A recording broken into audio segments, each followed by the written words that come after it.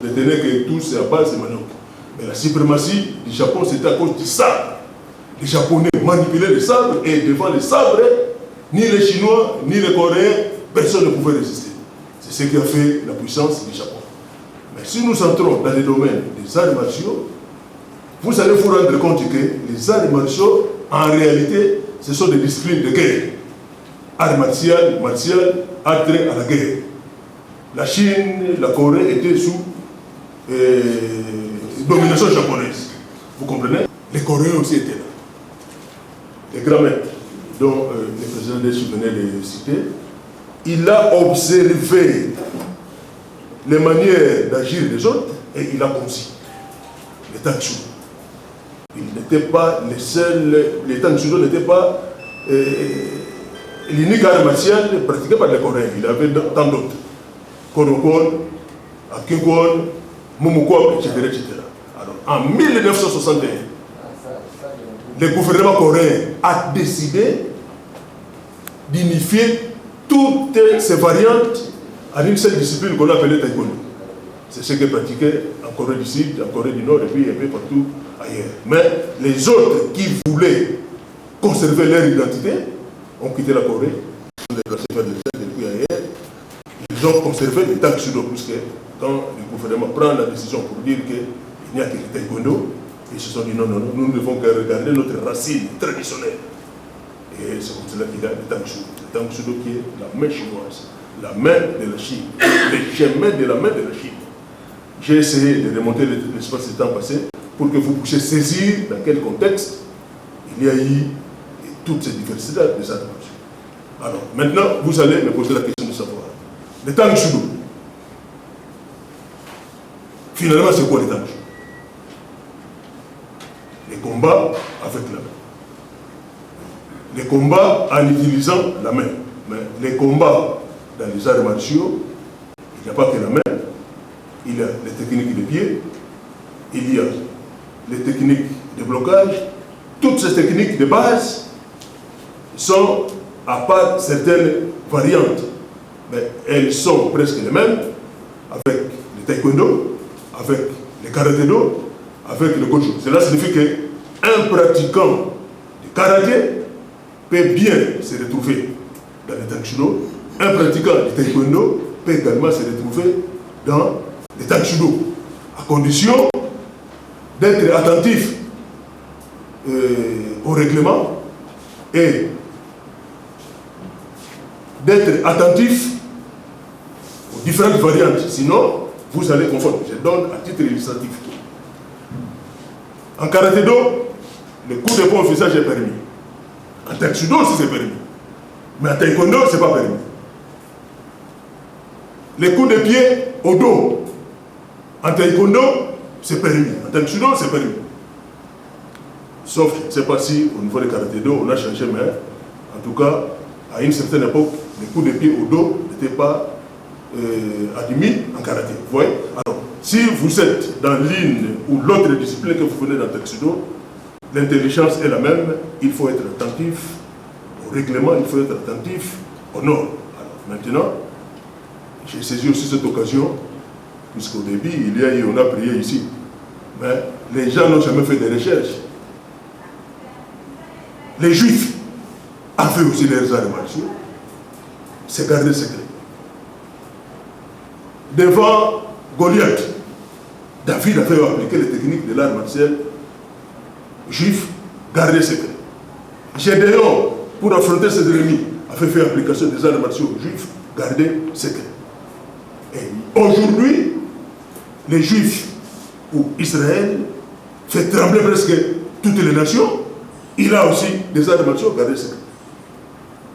Que les chercheurs fuient, peut-être comme nos amis de la presse sont ici prochainement, on pouvait nous inviter pour que nous puissions aller en profondeur avec l'art martial juif.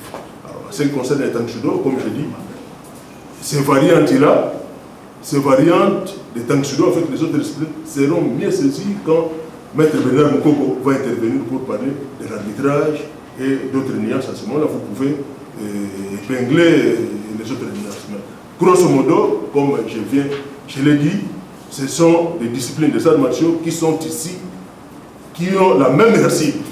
Les maniocs, j'essaie de faire une image pour que vous puissiez comprendre. En lingala, je dirais brièvement ceci. La discipline Oyo Yabitumba Nyos. Et ça n'a pas technique de base, presque n'est que mon bamoun soit utilisé avec Kofi, bamoun soit utilisé avec le colo. Donc, c'est la différence, c'est ma règle d'arbitrage. Un bon karatéka, un bon taekwondo in, mutu ayekoli karaté malamu, mutu ayekoli taekwondo malamu, mutu ayekoli même gochuru, même kempo dokinama, même mumuko malamu, ce que paye la tangshudo, il peut s'en sortir facilement à condition à observer la règle et la discipline. Voilà brièvement ma modeste contribution. Merci, cher maître. Merci pour cette exposition. Je ne parle pas ma décision. J'étais séduit par rapport à l'évocation des anciens maîtres qui ne sont plus avec nous. C'est-à-dire que c'est un monsieur qui maîtrise bien l'art, à commencer. Et la sagesse qu'il a évoquée a démontré à travers ce que tout le monde connaît, le manioc, machin, il a démontré comment les tangsou doivent commencer. Merci, cher maître. Vous avez dit masquer votre nom. Peut-être le prochain service, ça viendra par les cas. Là, nous passons la parole à un grand maître, vous savez, grand maître, maître Bernard Mbouko, pour exposer ce qui est dans l'arbitrage du combat. Comme ça, on va évoluer. Maître, vous avez la parole. Je n'aurai pas trop à parler parce que le temps imparti est vraiment minime. Ce que j'avais à développer est tellement vaste que si je me mets à parler de tout, je ne sais pas quand est-ce qu'on va sortir ici. Mais ce que je tiens à parler, de vous donner des grandes lignes et la différence qu'il y a entre le Tangsudo et les autres disciplines en art martial. Je commencerai par d'abord donner l'accoutrement d'un quelqu'un qui pratique le Tangsudo. D'abord, celui qui pratique le Tangsudo, on l'appelle Tangsudoi. Nous avons un kimono croisé, mais avec, comme vous voyez là-bas, ça peut être en rouge, comme ça peut être en noir. Là, comme vous avez remarqué, c'est ça notre tenue. Ça peut être sur... ça peut être noir, non, le barreau c'est noir et le kimono est en blanc, c'est en V. Là, les ceintures, on a plusieurs ceintures noires. On commence par la blanche et on monte jusqu'au niveau de noir. Et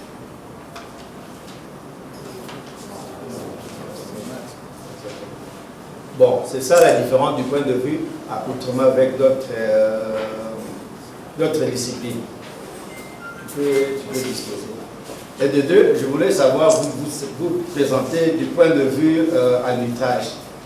C'est ce qui est la clé, c'est ce qui différencie les autres disciplines. Parce que si l'arbitrage est le même, donc on ne voit pas la différence. Chez nous, à Tangsudo, nous avons pour l'arbitrage, nous avons deux sortes d'arbitres. Il y en a des arbitres debout et l'arbitre assis. On a les arbitres debout, on en a 5, 4 latéraux et un qui est de central, à part les juges qui sont assis sur la table pour observer. Bon, l'habillement, je vais montrer.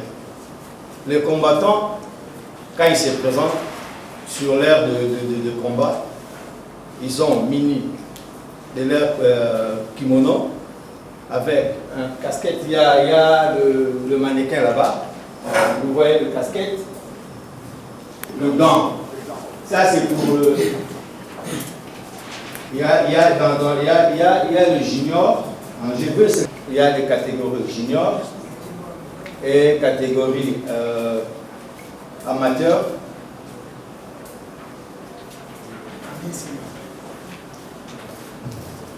Sur ordinateur, mais notre ordinateur n'a pas marché pour...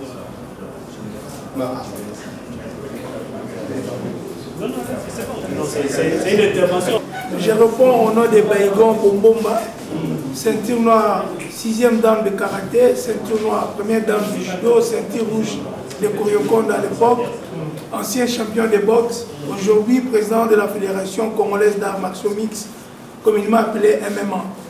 Moi, je pense que vous étiez vraiment clair, tellement clair qu'il faudra que la personne soit ignorante des arts martiaux pour qu'il ne puisse pas comprendre la réalité et ce que vous venez d'amener dans notre pays. Mais seulement la pratique des arts martiaux, comme Maître Yalebe a dit, si la personne n'est pas intellectuelle, c'est là où nous aurons des problèmes. Parce qu'au jour d'aujourd'hui, la pratique de sport de combat, c'est plus basé par excusez-moi le terme, par le délinquant que les étudiants, les policiers, les soldats, ainsi de suite, les intellectuels. Ce que moi je peux vous demander, déjà, au niveau, comme nous autres on a déjà fait, au niveau primaire, secondaire, universitaire, déjà avoir une collaboration vraiment ferme avec les institutions pour l'enseignement ainsi que dans d'autres branches qui est l'armée et la police. Mais quand vous parlez par exemple la tenue rouge-blanc, je vois il y a d'autres disciplines qui portent déjà la même tenue. Pourriez-vous nous dire pourquoi, ou quand les gens font le combat, qui est à gauche, comment s'appelle la personne qui se trouve à gauche, la personne qui se trouve à droite, l'habillement de l'arbitre, disons l'arbitrage, comme le staff d'arbitrage, qui sont doués à être un arbitre à base de quoi et la tenue. Je vous remercie. Merci. Je voulais dire ceci. Pour déterminer qui peut être un arbitre, d'abord il doit être une ceinture avancée en art martial, parce que c'est lui qui peut comprendre comment est-ce que les points sont comptés et comment est-ce qu'il peut différencier les bonnes positions et les attaques. C'est ça. Bon, les deux côtés pour déterminer qui est à gauche, qui a quel nom et l'autre qui a quel nom, ils sont différenciés par le couleur de mouchoir des deux adversaires. Il y a un qui peut porter un mouchoir de couleur et l'arbitre doit avoir un brassard de même couleur que le mouchoir que les combattants portent, de telle manière que s'il marque, et puis l'arbitre montre que non, c'est un tel. Et les juges qui sont sur la table commencent à compter. Et au fur et à mesure, jusqu'au finish du round, c'est à ce moment-là qu'on va comptabiliser les points et puis donner à qui a pu gagner le combat. Ça, c'est ce qu'elle veut dire. Bon, de l'autre côté, quand au contact vis-à-vis aux étudiants, aux élèves, cela ne vous soucie pas, on s'y met, c'est déjà en cours. Alors, vous ne serez pas surpris un jour d'entendre que non, il y aura des championnats inter-universitaires, inter-scolaires, ne vous soyez pas étonnés, on s'y met, on est déjà vachement avancé. Parce que le temps a été mal réparti, c'est ainsi qu'on n'a pas pu le temps de tout expliquer en profondeur. Voilà. Bon, je voulais continuer à dire ceci. J'ai des questions-réponses, ça va intervenir incessamment. L'historique du Tansulo. Maintenant, on va avoir quelques questions pour essayer d'éclaircir un peu les choses. Donc, ça passe par les modérateurs et nous allons noter et puis ça va avancer dans la liste. Oui. C'est M. Ali Sadala, le chef de division unique au sport et loisirs. J'ai des préoccupations. En suivant le président, il nous a dit que la fédération est affiliée à des fédérations mondiales. Là, ça suscite un peu ma curiosité parce que quand vous lisez la loi, une fédération ne peut être affiliée qu'à une seule fédération internationale. Ça, c'est la première préoccupation. La deuxième, c'est par rapport à l'intervention du président Baïgon, par rapport à vos rapports avec les écoliers, les militaires, les policiers. Moi, je crois que par rapport à ces points-là, la loi est claire là-dessus.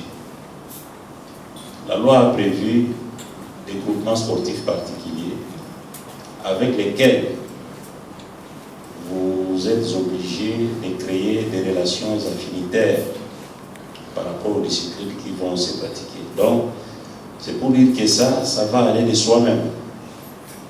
Je vous remercie. Je voulais lever cet absus. Donc je disais, j'avais bien dit qu'on a eu des contacts avec les fédérations, mais jusque-là, on est affilié à une fédération mondiale internationale. Donc, si vous rentrez sur notre site, vous allez voir. Mais les contacts avec les autres fédérations, il y en a deux, j'avais dit on a eu des contacts, mais jusque-là, nous sommes affiliés à une seule fédération internationale. On n'est pas affiliés à deux fédérations internationales.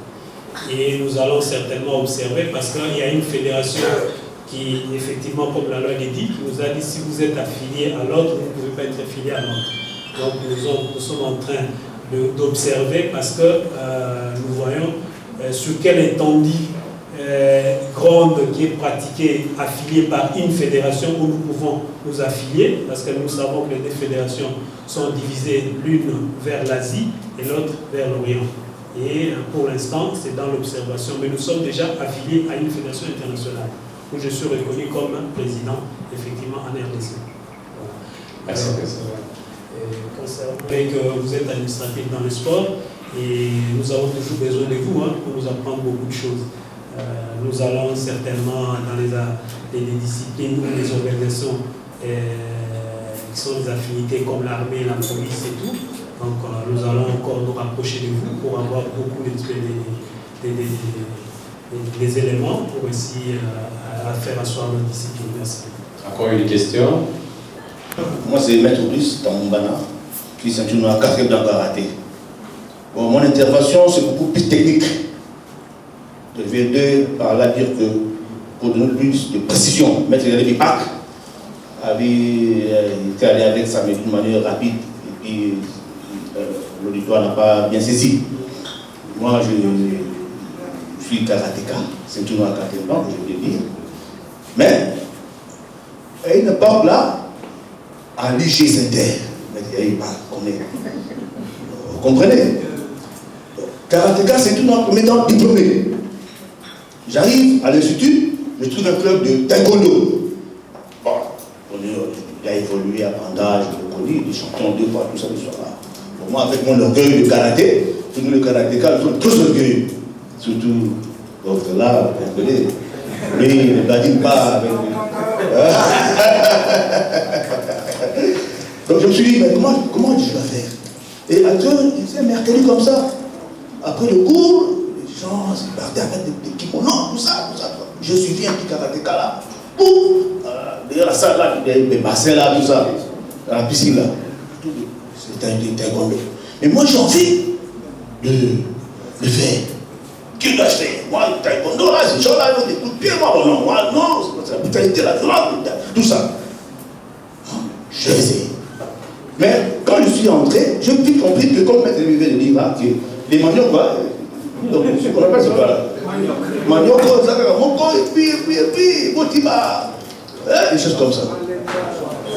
Je vais comprendre, c'est intéressant. C'est pas mal du tout. J'ai essayé, ça va. C'est lui qui m'a appris le taekwondo. Moi, c'est pas premier temps, j'ai appris le taekwondo, après de mettre les.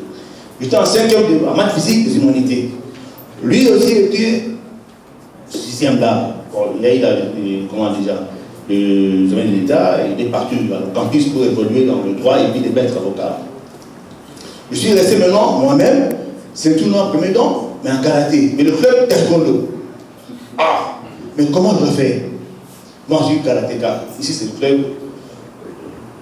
club coréen, quoi. Mais je me suis habitué facilement là. Des espérances, on me donnait encore le club de l'IPN, un club encore taekwondo.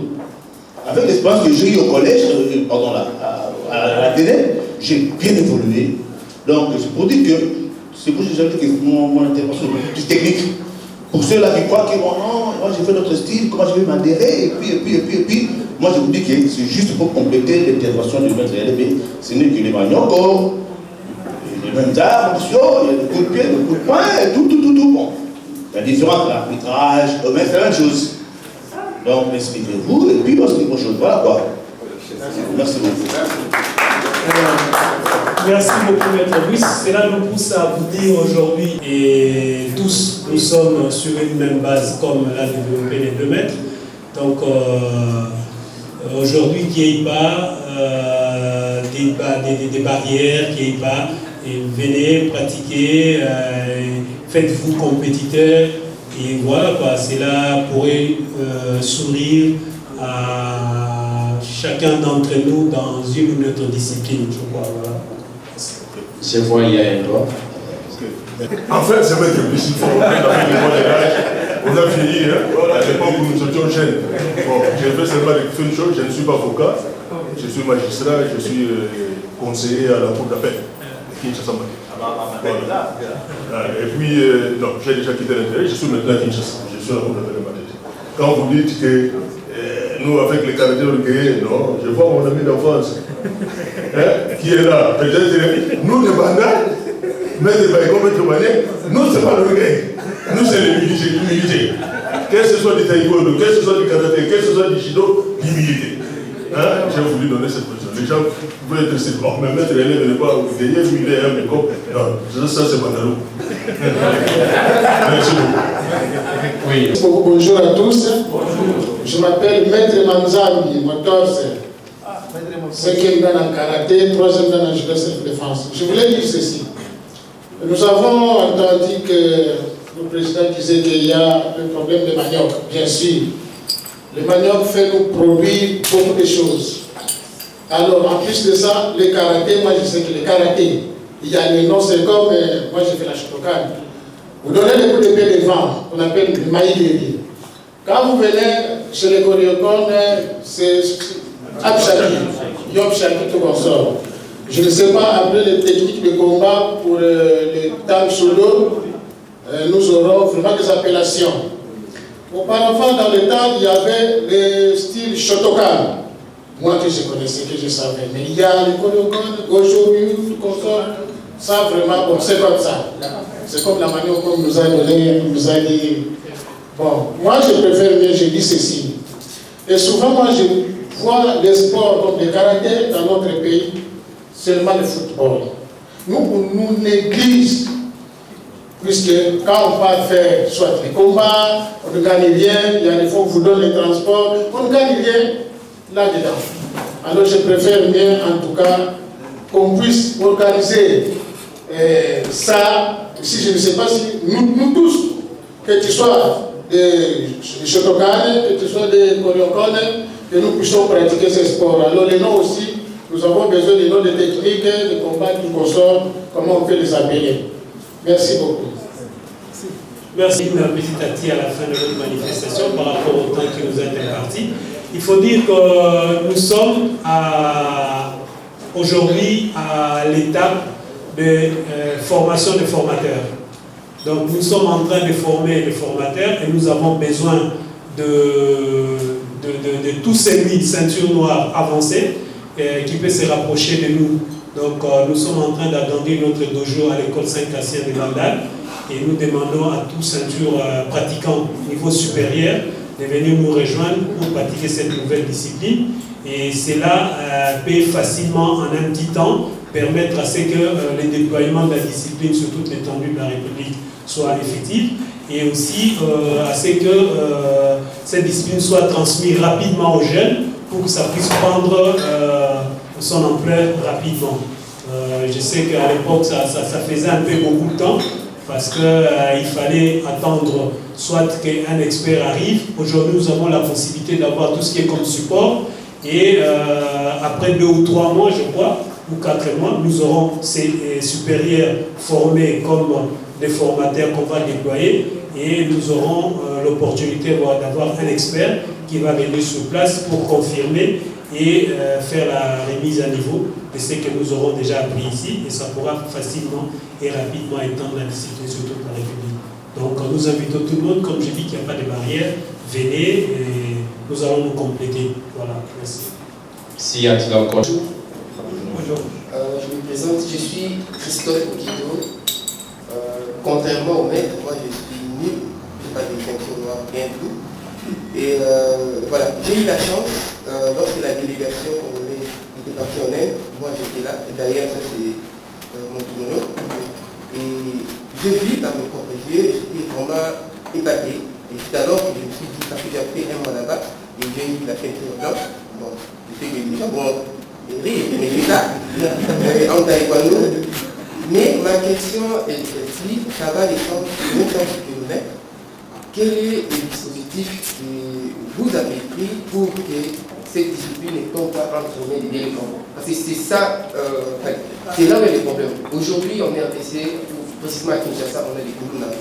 Si jamais les techniques de guerre, comme vous avez dit, ça tombe dans les mains des délinquants, quel sera notre pays? Voilà, je vous remercie. Vous, nous voyez ici, nous sommes nous-mêmes les grands exemples de la discipline. En principe, un pratiquant des arts martiaux ne peut pas délinquer, puisque l'art martial en lui-même a une discipline. J'ai téléphoné tantôt là pour dire à Maître Brice, peut-être qu'il a dit ça orgueil pour faire rire, mais un pratiquant des arts martiaux est humble. Vraiment humble. La Bandalungo ici, puisque nous sommes à Bandalungo, il est de grand maître. Si vous demandez Koso Django, dont je salue la mémoire, très humble, très discipliné. Et il nous a transmis son humilité et sa discipline. Maître Baïgon, que vous voyez là, un ami d'enfance, pratiquant des arts martiaux, très humble, très discipliné. En réalité, quand vous voyez ces délinquants-là, ce ne sont pas des pratiquants des arts martiaux, ce sont des fumeurs de chanvre, des fumeurs de zododo, et que sais-je encore. Puisque quand vous venez dans les arts martiaux, la première des choses, c'est comme dans l'armée.